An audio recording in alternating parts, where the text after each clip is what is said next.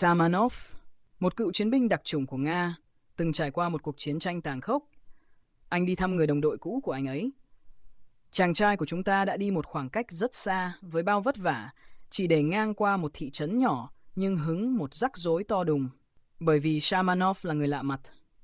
Anh ta bị dừng lại và yêu cầu giấy tờ của mình. Hai tên cảnh sát cấp thấp, dáng vẻ oai vệ trong bộ đồng phục trận, liền chặn anh lại và làm đúng quy trình.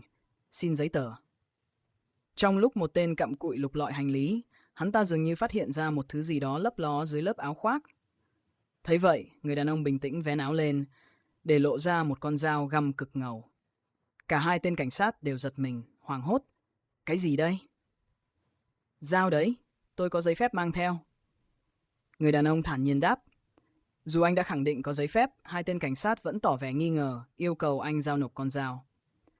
Khi rút ra xem xét, họ nhận ra đây là một con dao của quân đội Nepal. Không cần giải thích thêm, chúng lập tức còng tay anh lại. Nhìn trước ngó sau, không có ai. Một tên liền vung gậy vụt vào người anh. Nhưng phe ta đã quá quen với những pha xử lý bất ngờ, chỉ cần một động tác né người nhẹ nhàng là đủ. Tên béo kia lại hùng hổ xông lên, định tung đòn quyết định. Ai ngờ, anh nghiêng người một cái, đồng thời đẩy tên cảnh sát còn lại ngã nhào. Biết không lại được, hai tên cảnh sát rút súng ra, ép anh lên xe. Anh cũng chẳng muốn gây khó dễ, ngoan ngoãn quay người bước lên. Nhưng đúng lúc đó, tên béo kia lại lấm lét vung gậy đánh mạnh vào lưng anh. Anh không hề rên la, chỉ lườm hắn một cái bằng ánh mắt sắc lạnh, đầy chết chóc. Hai tên cảnh sát này đâu biết, chúng sẽ phải trả giá đắt cho hành động ngu xuẩn của mình. Bị đưa về đồn, chúng lục soát, lấy đi tất cả đồ đạc rồi lại còng tay anh. Cái đồn cảnh sát này chẳng khác gì xào huyệt của một băng cướp. Chúng chuyên gây rối trật tự trị an, sau đó thu tiền bảo kê của người dân rồi chia chác với những kẻ đồng lõa. Đúng lúc đó, một tên đội trưởng bước vào phòng giam hỏi người đàn ông. Anh không trả lời. Hắn liền giáng xuống một gậy. Anh chỉ phát ra một tiếng trầm đục. Điều này càng kích thích thú tính của tên đội trưởng. Hắn ta vung gậy vào mặt anh, gầm lên. Chỉ khi nào được phép, mày mới được nhìn thẳng vào tao. Mày là ai? Người đàn ông khinh bỉ nhìn hắn ta. Tên đội trưởng chưa từng thấy ai ngông hơn mình, liền trút một cơn mưa gậy xuống người anh. Chưa hả giận, hắn lại lôi ra một cây dùi cui điện. Không thể chịu đựng thêm, người đàn ông lao đầu vào tên đội trưởng, tung một cú quét chân hạ gục tên cảnh sát. Tên đội trưởng vừa định nổi điên thì bị các cảnh sát khác chạy đến can ngăn. Hắn đâu biết rằng mạng sống của mình đang bị đe dọa. Họ được gọi đến văn phòng của phó giám đốc. Nhìn thấy con dao Cupri sắc bén, viên lãnh đạo ngu dốt hỏi anh tại sao lại mang theo loại dao này. Người đàn ông chỉ nhẹ nhàng nói một từ, kẻ thù. Viên lãnh đạo cảm thấy buồn cười. Đúng lúc này, tên giám đốc bụng phệ bước vào văn phòng. Trong cả đồn cảnh sát, chỉ có tên này là còn chút não. Hắn ra lệnh mở còng tay và xem xét giấy tờ của anh. Thì ra, anh tên là Samanov, một thiếu tá thuộc lực lượng đặc nhiệm. Nghe đến cái tên này, mấy tên cảnh sát non gan suýt tè ra quần, hối hận vì hành động trước đó. Tên giám đốc lập tức yêu cầu thuộc hạ trả lại toàn bộ đồ đạc cho Samanov. Tưởng mọi chuyện đã êm xuôi, nhưng tên giám đốc lại cầm lấy chiếc điện thoại Megapixel 3 của Samanov lên nghe nhạc. Chính hành động ngu xuẩn này đã khiến cả đồn cảnh sát suýt bị diệt vong. Samanov bước ra khỏi văn phòng và chạm mặt một cô gái xinh đẹp. Anh có cảm giác như đã gặp cô ấy ở đâu đó.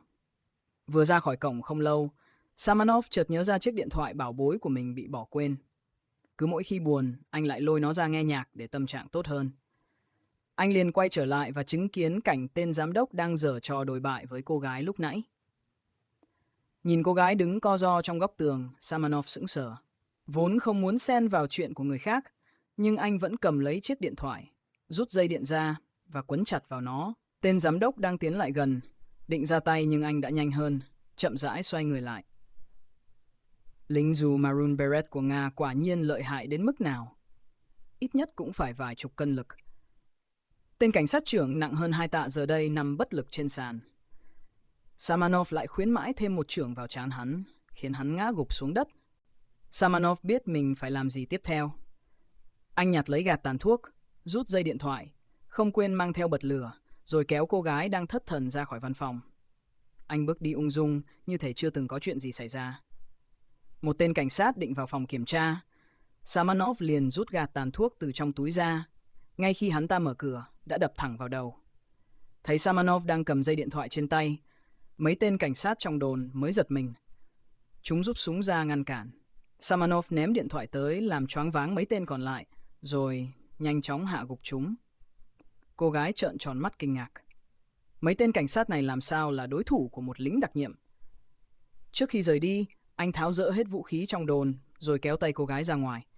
Nhưng họ vô tình đi lạc vào phòng nghỉ của đồn, nơi có mấy tên cảnh sát đã gây sự với Samanov lúc trước. Anh đẩy cô gái ra ngoài, quyết định dạy cho lũ khốn nạn này một bài học.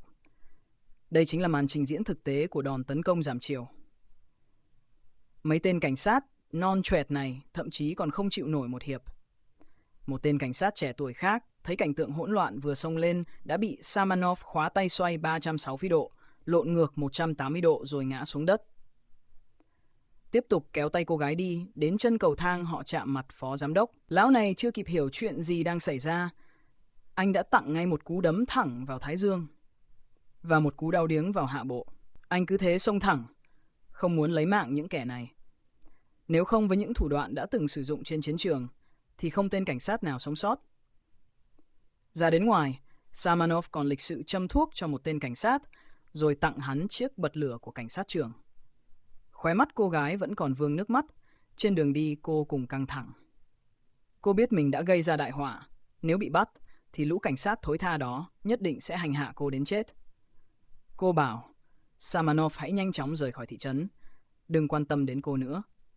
Cùng lúc đó, tên đội trưởng đã tỉnh lại. Việc đầu tiên hắn làm là gọi đồng đội truy nã Samanov. Chưa bao giờ hắn phải chịu sự sỉ nhục nào lớn đến thế này. Nhất định phải lấy lại danh dự đã mất. Thấy một tên cảnh sát lao xe tới anh, liền đẩy hắn ngã xuống. Cô gái không muốn liên lụy đến Samanov nữa, liền nói, anh hãy đi một mình. Phía sau xe cảnh sát đang đuổi tới, Samanov chỉ còn cách phóng xe bỏ chạy. Xe cảnh sát bám giết phía sau, bọn chúng quyết tâm hạ thủ Samanov. Samanov điên cuồng lái xe, lắc người né tránh. Canh đúng thời cơ, anh đánh lái một cú ngoạn mục rồi rẽ vào con đường nhỏ. Cảnh sát vẫn truy đuổi quyết liệt, nhưng trình độ bắn súng của chúng quá kém, toàn bắn trượt mục tiêu.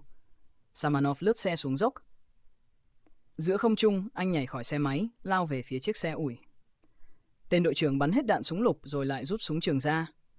Cuối cùng, hắn ta bắn hết cả đạn súng trường mà vẫn không trúng phát nào. Với trình độ bắn súng này, không hiểu sao hắn ta lại được vào làm cảnh sát. Vừa định lên xe rút lui thì chiếc xe ủi đã lao tới, ép chặt nắp capo trước của xe hắn. Samanov điều khiển chiếc xe ủi, dùng gầu xúc thẳng vào chiếc xe hơi. Tên đội trưởng ra lệnh cho tài xế lùi xe ngay lập tức, thì chiếc xe tải bất ngờ lao tới từ phía sau. Cả đồn cảnh sát bị một người lạ mặt đến thăm, khuấy đảo long trời lở đất. Cảnh sát trưởng sau khi xem xét hiện trường trong lòng không khỏi sợ hãi. Rốt cuộc mình đã chọc giận một nhân vật như thế nào?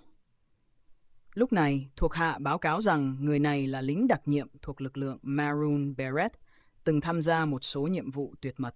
Anh 2 lần được trao tặng huân chương vì phục vụ Tổ quốc và nhận được một số huy chương khác vì chiến đấu dũng cảm. Còn Samanov, lúc này đang phóng như bay trên đỉnh núi. Anh biết rằng đã chọc giận lũ sâu bọ này, chúng sẽ không bao giờ bỏ qua. Nếu đã muốn chơi, vậy thì chơi tới cùng. Tên cảnh sát trưởng ngu ngốc kia đâu biết rằng, quyết định sai lầm của hắn đã đẩy cả đồn cảnh sát vào chỗ chết. Hãy xem lính đặc nhiệm Maroon Beret sẽ làm thế nào để chống lại sự truy sát của cả một đồn cảnh sát mà không cần dùng đến một viên đạn nào. Giờ đây, anh đã bị dồn vào một khu phế tích trong rừng. Đầu tiên, anh tìm thấy một hộp diêm, dây cáp điện bỏ đi, những chiếc đinh rỉ và vài thanh gỗ. Bên phía cảnh sát thì bọn chúng vẫn đang ca thán vì phải cắm trại ngoài trời trong mưa để truy lùng tội phạm. Chúng đâu biết rằng Samanov đang chế tạo vũ khí bí mật. Anh quấn những chiếc đinh vào đầu thanh gỗ bằng dây cáp, cuối cùng dùng diêm đốt cháy đầu dây để cố định. Cây đinh 3 của thần biển cả cứ thế được tạo ra một cách nhanh chóng. Anh đặt chúng ở những vị trí khác nhau. Sau đó anh tìm thấy một căn nhà gỗ nhỏ, tìm kiếm mọi thứ có thể sử dụng được, một tấm kim loại hình tròn và một lối đi bí mật. Xong xuôi, anh lấy chiếc Megapixel 3 ra, bình tĩnh chờ đợi kẻ địch mắc câu. Cách đây không lâu, lính đặc nhiệm Samanov vì bênh vực một cô gái xinh đẹp mà đã khiến cả đồn cảnh sát náo loạn, thậm chí còn tiễn 2 tên cảnh sát đuổi theo. Để ngăn chặn Samanov, cảnh sát đã dựng trại gần khu rừng, đồng thời chuẩn bị điều động chó nghiệp vụ và trực thăng. Tuy nhiên, cảnh sát trưởng không dám nhờ đến lực lượng đặc nhiệm vì sợ rằng chuyện xấu xa của mình sẽ bị bại lộ. Về phía Samanov, anh đã đoán ra tuyến đường tấn công của chúng và triển khai kế hoạch chiến đấu. Đến tối, 2 tên cảnh sát tự cao tự đại uống chút rượu brandy, quyết định hành động một mình. Chúng định lợi dụng đêm tối để đánh úp, mong sớm bắt được Samanov để lập công lớn. Đi qua một khu rừng, chúng nhìn thấy ánh lửa phía trước. Tưởng rằng dễ dàng tìm thấy mục tiêu, chúng khôn ngoan tắt đèn pin, cẩn thận tiến lại gần. Vừa định xông vào, đã bị một tấm ván đập thẳng vào trán.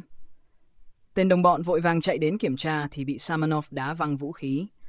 Tên kia còn định chống cự, liền bị một cây gậy lửa nện cho bò lê ra đất. Samanov không giết họ mà gom củi lại, bắt họ tự còng tay nhau bên đống lửa. Đầu óc 2 tên kia vẫn còn ong ong, chẳng hiểu chuyện gì vừa xảy ra. Samanov bảo họ nhắn lại với thiếu tá, hãy nói với thiếu tá của các anh rằng đừng tìm tôi nữa. Tại sao ư? Không cần thiết. Sáng sớm hôm sau, cảnh sát trưởng phát hiện những người đứng gác đã biến mất. Hắn lập tức ra lệnh cho tất cả hành động. Nhìn thấy căn nhà gỗ, cả đám xông tới. Mở cửa ra, chúng mới phát hiện toàn là người của mình, mặt mũi bầm dập ngồi trong nhà. Gã đầu trọc còn định vớt vát công lao, nói mình suýt bắt được Samanov, chỉ là bị dính bẫy. Rồi hắn ghé tai cảnh sát trưởng thì thầm, bảo thượng tá đừng tìm anh ta nữa, không cần thiết đâu. Cảnh sát trưởng nghe xong giận tím mặt, giáng cho hắn một cái tát trời giáng. Để nhanh chóng tìm ra Samanov, hắn ra lệnh cho tất cả dàn hàng ngang mở rộng phạm vi tìm kiếm. Samanov linh hoạt luồn lách trong rừng, trong khi bọn cảnh sát vất vả từng bước. Cảnh sát lần lượt dẫm phải bẫy thú. Samanov lập tức nhặt lấy cây đã chuẩn bị sẵn, ném chính xác vào mục tiêu rồi nhanh chóng đổi vị trí. Nghe thấy động tĩnh, bọn cảnh sát sợ hãi giơ súng bắn loạn xạ, suýt chút nữa bắn trúng người của mình. Chưa gì đã có 3 người gục ngã. Hắn đối phó với chúng ta cứ như đối phó với đàn kiến vậy. Bọn cảnh sát đã nhận ra sự đáng sợ của Samanov. Dường như bóng dáng hắn ở khắp nơi trong khu rừng. Vừa dứt lời, một cây đâu bay tới, găm trúng một tên. Mọi người đuổi theo hắn. Còn Zubov, anh và anh ở lại đây. Còn đứng ngay ra đó à? Nhanh hành động đi.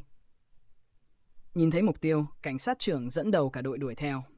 Samanov là một chuyên gia chiến tranh du kích, rừng rậm với anh chẳng khác nào sân nhà. Rất nhanh anh đã biến mất khỏi tầm mắt của chúng. Sau một vòng, Samanov lại quay trở lại, lần lượt hạ gục những tên cảnh sát đang ở lại canh giữ người bị thương. Hành động của anh nhanh gọn, dứt khoát. Nghe thấy động tĩnh, đồng đội của chúng chạy tới kiểm tra, nào ngờ bị Samanov tháo rời khẩu súng, kề dao vào cổ, bắt đưa người bị thương về phía xe và cấm quay trở lại. Rõ ràng Samanov không muốn giết họ. Bên này, cảnh sát trưởng dẫn đội đến cầu Độc Mộc. Phó cảnh sát trưởng trách móc hắn không mời lực lượng đặc nhiệm, không xem tính mạng của mọi người ra gì. Câu nói này càng khiến cảnh sát trưởng bực tức. Hắn ta liền bảo phó cảnh sát trưởng đi dò đường trước. Cây cầu được kết từ 2 thân cây, đi trên đó rất chênh vênh, chỉ cần sơ sẩy là có thể rơi xuống sông. Samanov đã đợi sẵn ở đó từ lâu. Những loạt đạn liên tiếp vẫn không trúng mục tiêu, khiến cả đám cảnh sát phải chơi trò trốn tìm trong rừng với anh. Phó cảnh sát trưởng với đôi chân tay chậm chạp là người bị loại đầu tiên. Lần này, cảnh sát trưởng tỏ ra khôn ngoan hơn. Hắn hét lớn, nếu không tìm thấy mày, tao sẽ ngồi đây đợi mày tới. Samanov liền chạy vào rừng, và rồi cảnh sát trưởng đột nhiên xuất hiện trước mặt. Đang suy nghĩ xem ra hắn vẫn còn đánh giá cao gã đặc nhiệm này, vẫn rơi vào tay hắn. Bất chợt cây đinh ba của Samanov đã sẵn sàng.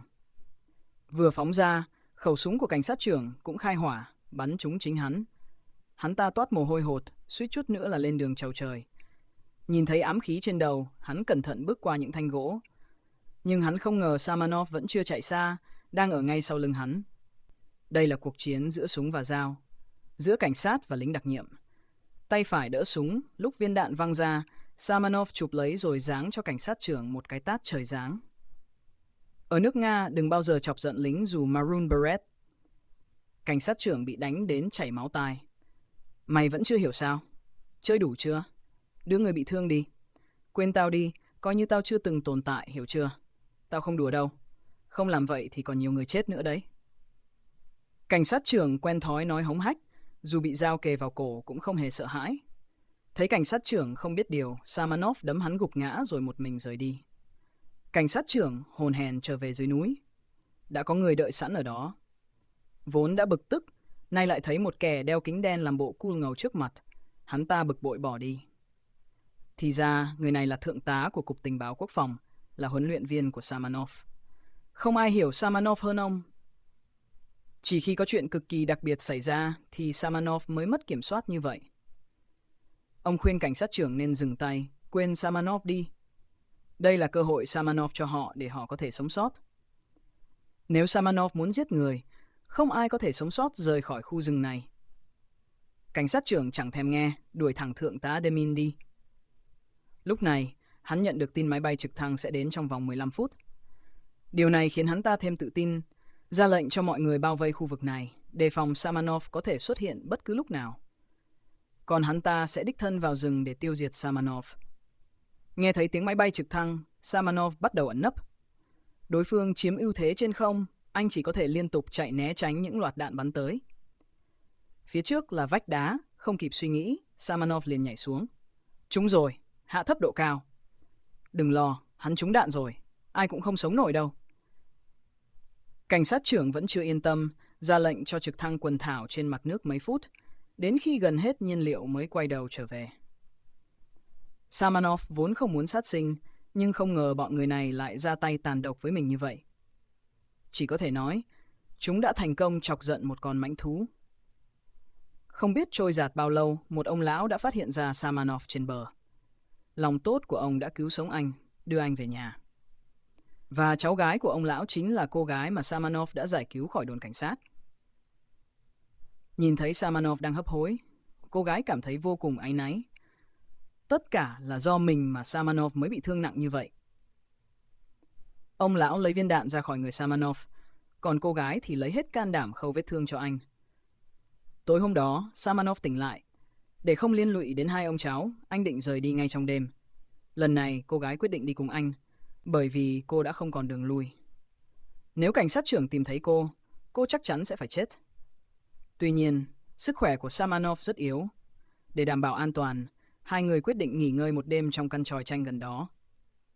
Sáng sớm hôm sau, có mấy vị khách không mời mà đến nhà ông lão. Bọn chúng tay lăm lăm vũ khí, vẻ mặt hung dữ. Ông lão không hề chào đón chúng, nhưng lại bị một tên bắn lén. Mấy tên này chính là những tên tội phạm vượt ngục mà cảnh sát đang truy lùng. Tiếng súng đã kinh động đến Samanov đang dưỡng thương trong chuồng ngựa. Anh đưa con dao găm của mình cho cô gái rồi một mình đi ra ngoài xem xét tình hình. Đầu tiên, anh giả vờ là một kẻ yếu đuối, trà trộn vào nhóm cướp. Nhưng cô gái trốn trên gác mái đã bị một tên tóc vàng phát hiện. Hắn nháy mắt với cô gái rồi ra ngoài, khóa chặt cửa lại, lừa gạt tên cầm đầu, sau đó lại nháy mắt với Samanov. Thì ra, đám người này là những tên tội phạm bị cảnh sát truy nã. Chúng định tẩu thoát bằng đường thủy, không may động cơ thuyền bị hỏng. Samanov chủ động đề nghị giúp đỡ sửa chữa. Tên cầm đầu nhìn đôi bàn tay của Samanov, thấy có vẻ là người trong nghề nên đồng ý. Hắn bảo tên tóc vàng và một tên khác canh chừng anh. Nhưng để tháo rời động cơ cần có dụng cụ. Samanov muốn nhân cơ hội này rời khỏi đây, đến chuồng ngựa cứu cô gái. Nhưng bị tên tóc vàng ngăn lại. Hắn nói mình có thể giúp anh tìm dụng cụ. Samanov không còn cách nào khác, đành để tên tóc vàng đến chuồng ngựa. Tên tóc vàng gọi cô gái đang trốn trên gác mái xuống. Nói chuyện được một lúc, hắn ta liền lộ rõ bản chất. Nhưng sự phản kháng quyết liệt của cô gái khiến hắn ta mất hứng. Tức giận, hắn ta treo cô gái lên. Trong lúc hoảng loạn, cô gái đá trúng chỗ hiểm của hắn rồi nhân cơ hội chạy sang phòng khác. Lúc này cô nhớ đến con dao Samanov đã đưa cho mình. Tên tóc vàng cũng cầm theo cây đinh ba bước vào. Cô gái đâm dao vào chân hắn, rồi tung ra một loạt chiêu thức tinh liên chảm. Một cô gái vốn hiền lành, tay yếu chân mềm, cứ thế từng bước bị dồn vào con đường giết người. Lúc này, Samanov, sau khi giải quyết xong tên canh gác, lập tức chạy đến chuồng ngựa. Anh nhìn thấy cô gái đầy máu trên mặt. Đúng lúc đó, một tên cướp khác bước vào. Nghe thấy động tĩnh, Samanov quay người lại. Hai người gần như đồng thời chộp lấy nòng súng, rồi mỗi người đá một phát. Tuy tên kia con hơn, nhưng về kỹ năng chiến đấu thì hắn ta chỉ là gà mờ. Tên cướp ôm lấy Samanov định vật. Samanov đã chộp lấy chiếc liềm gần đó, đâm thẳng vào tim hắn. Đối mặt với lũ ác ôn vô nhân tính này, Samanov không hề nương tay, trực tiếp bật chế độ tàn sát. Anh cũng không do dự với tên cướp đang bắt giữ con tin. Cảnh sát và lực lượng đặc nhiệm ập đến hiện trường, nhìn thấy thi thể của 5 tên cướp. Bọn họ không cần phải tốn công bắt giữ nữa. Nhìn thấy con dao Kupri, cảnh sát trưởng biết Samanov vẫn còn sống. Hắn ta tức giận túm lấy cô gái, ép hỏi Samanov đang ở đâu. Hắn đâu biết rằng Samanov đang ở gần đó, quan sát mọi chuyện. Những gì hắn đang làm với cô gái sau này hắn sẽ phải trả giá gấp bội. Để ép Samanov xuất hiện, cảnh sát trưởng cưỡng ép cô gái lên xe. Lúc này Samanov bất ngờ xuất hiện. Cảnh sát trưởng vừa định nổ súng thì bị cô gái đẩy ra. Quay lại thì Samanov đã biến mất. Nghe thấy tiếng súng, chỉ huy lực lượng đặc nhiệm kịp thời xuất hiện, trách mắng cảnh sát trưởng vì đã hành hạ cô gái. Lần này, lực lượng đặc nhiệm không bắt sống được 5 tên tội phạm vượt ngục, mà lại gặp phải một kẻ nguy hiểm hơn. Cấp trên ra lệnh cho lực lượng đặc nhiệm phải bắt sống tên khủng bố này. Samanov chạy một mạch đến một tòa nhà bỏ hoang. Chỉ huy dẫn theo lực lượng đặc nhiệm đuổi theo. Samanov không muốn đánh nhau nữa, giơ 2 tay lên tường làm động tác đầu hàng. Nhưng đối phương vẫn hung hăng, thậm chí còn định dùng súng điện để bắt sống anh. Nghe thấy tiếng dòng điện, anh biết mình phải ra tay. Anh là người đàn ông cứng rắn nhất của gia đình. Một trung đoàn đặc nhiệm cũng không làm gì được anh. Không một đặc nhiệm nào đỡ nổi 3 chiêu của anh. Lúc này, chỉ huy đội đặc nhiệm chạy đến. Ở khoảng cách gần như vậy, bị súng lục chĩa vào người. Dù anh có nhanh đến đâu, cũng không thể nhanh hơn viên đạn. Vì vậy, anh ném khẩu AK trên người xuống nước, chuẩn bị đầu hàng. Không ngờ chỉ huy lại cất vũ khí, nói rằng mệnh lệnh của cấp trên là bắt sống anh. Có lẽ chỉ huy đã đánh giá quá cao bản thân. Không ngờ vừa ra tay, người có sức chiến đấu thuộc hàng top trong đội đặc nhiệm như anh ta đã bị hạ gục ngay lập tức, thậm chí còn không có cơ hội phản kháng. Hóa giải những cú đấm móc, rồi một cú hắc hổ đánh vào ngực chỉ huy khiến anh ta choáng váng. Thêm một cú đấm nữa. Chỉ huy định dùng một chiêu để khống chế Samanov, nào ngờ bị anh phản đòn, ngã sấp mặt. Lúc này, chỉ huy rút súng trường ra, không ngờ quả lựu đạn của mình đã bị Samanov lấy mất. Samanov không muốn giết hại người vô tội nên đã cứu viên chỉ huy bị rơi xuống nước, còn mình thì trốn thoát theo đường ống nước. Nhưng cảnh sát trưởng không đời nào buông tha cho Samanov. Đây là địa bàn của hắn nên hắn nắm rõ từng ngóc ngách. Đường ống nước này chỉ có một lối ra và hắn đã dẫn thuộc hạ bao vây chặt chẽ. Chẳng mấy chốc, Samanov xuất hiện. Nhưng bọn này bắn súng giỏi như vậy mà không ai bắn trúng được phát nào. Samanov vẫn hết tốc lực nhảy vào căn cứ nhà gỗ nhỏ. Hai bên giao chiến ác liệt nhưng có một hiện tượng kỳ lạ. Nòng súng bắn ra khói đen kịt mà ván gỗ trên nhà vẫn nguyên vẹn, không hề sứt mẻ. Thấy mãi không hạ gục được Samanov, cảnh sát trưởng liền vác khẩu rocket ra, bắn thẳng vào căn nhà. Lửa bùng lên dữ dội. Nhìn căn nhà gỗ đang cháy, cảnh sát trưởng tự tin nói, xong rồi, tìm xác hắn trước khi trời tối. Lúc này, tướng quân đến thăm viên chỉ huy lực lượng đặc nhiệm đang nằm viện. Một người phụ nữ xông vào, chính là cô gái mà Samanov luôn bảo vệ. Qua lời kể của cô gái, tướng quân dần hiểu ra đầu đuôi câu chuyện. Cảnh sát trưởng trở về văn phòng, thấy thượng tá Demin đã đợi sẵn ở đó. Ông đợi Samanov cùng rời đi, vì ông có linh cảm chỉ ở bên cạnh cảnh sát trưởng mới có thể đợi được Samanov. Cậu lính của ông tiêu rồi, chỉ còn lại cái máy nghe nhạc của nó thôi, xác đâu? Sẽ tìm thấy xác thôi. Thượng tá Demin khuyên cảnh sát trưởng uống thêm chút brandy. Tốt nhất là uống hết, để khi Samanov quay lại lấy Megapixel 3 sẽ không cảm thấy sợ hãi. Ở phía bên kia, cảnh sát phát hiện ra một đường hầm bí mật. Vừa bước xuống, một khẩu súng đã chĩa vào mặt. Đưa đây. Samanov mặc đồng phục cảnh sát, bình tĩnh bước đến xe lấy điện thoại của tài xế. Lúc tài xế bước xuống xe, anh phản tay đấm một phát, cướp xe cảnh sát phóng đi như bay. Hai tên cảnh sát định lên xe truy đuổi liền bị Samanov đấm gục. Thì cánh cửa bất ngờ bị phá tan tành. Mục tiêu rất rõ ràng, Samanov tìm thẳng đến chỗ cảnh sát trưởng. Lúc này, bên ngoài đã bị lực lượng đặc nhiệm bao vây. Thượng tá Demin bước vào nhà và nói với Samanov rằng cả một đoàn quân đang đợi anh ở ngoài kia, chỉ thiếu mỗi xe tăng.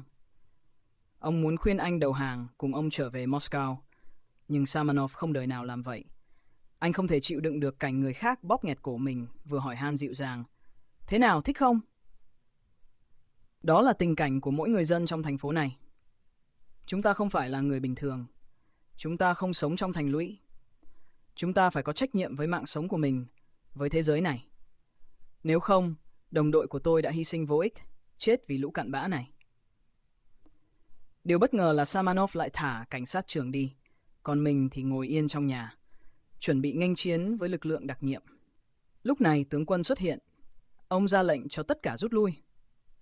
Hiểu rõ sự việc, ông ra lệnh bắt giữ cảnh sát trưởng. Hắn bất ngờ bắt cô gái làm con tin. Cảnh sát trưởng vẫn ngoan cố cho rằng mình làm đúng, khoe khoang những gì mình đã làm cho thị trấn này. Lúc này Samanov bước ra từ làn khói bom cay. Ra rồi á?